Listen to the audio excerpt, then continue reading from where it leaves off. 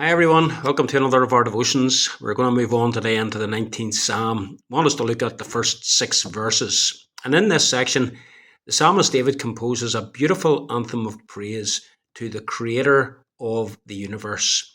It's as if he says, "Look up and see the handiwork of the amazing God who made the world in which we live. The heavens are declaring the glory of God. The firmament is declaring the works of his hands." Now, some commentators draw a distinction between the heavens and the firmament, and whilst technically the two may be different, I think that we can take it that David is simply speaking here about the heavens above us as being a testimony to the greatness and the glory of God. Think about it.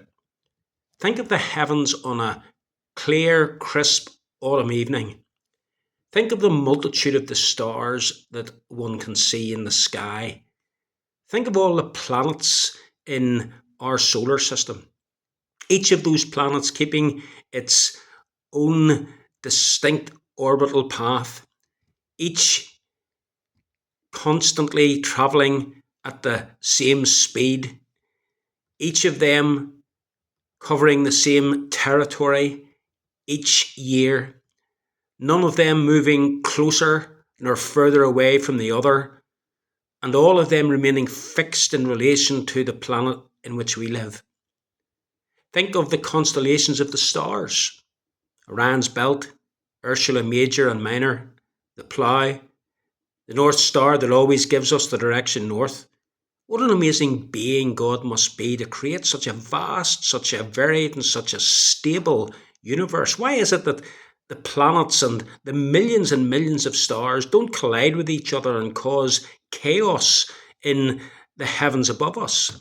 Why is it that night after night, year after year, century after century, the constellations remain the same? Think of the forces at work to keep our universe and our planet existing.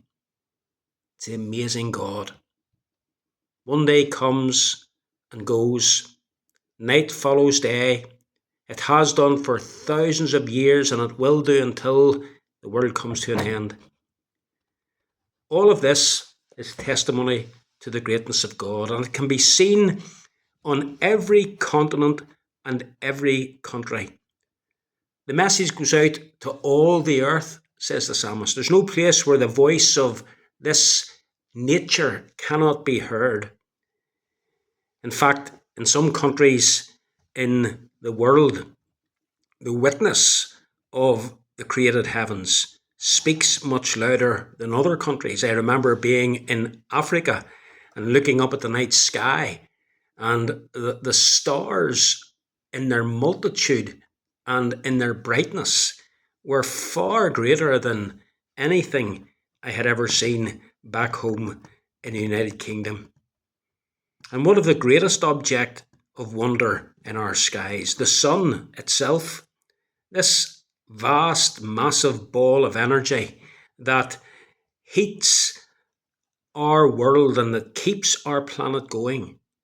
It's never more close to us that it would burn our planet up.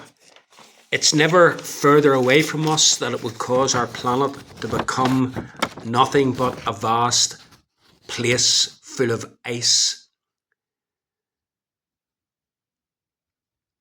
The psalmist, of course, is speaking poetically. He speaks of the sun moving across the sky like a bridegroom coming out. We know, of course, that the sun doesn't move. It's the earth that moves. The psalmist isn't writing astronomically. He is writing poetry. And he is wanting people to see in this poem the greatness of the God who created all these things. And just as the psalmist is moved to praise God, so we should be moved to praise God. Go out this evening or go out the next night, you get a clear sky and look up at the heavens.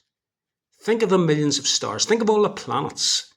Think of how the earth is held in its place. And think of the greatness of the God who created all these things, and say, "Worthy art thou, O Lord, to receive glory and majesty and power, for you have created all things, and for your pleasure they have been created." Let us praise this great and wonderful God. Have a great day.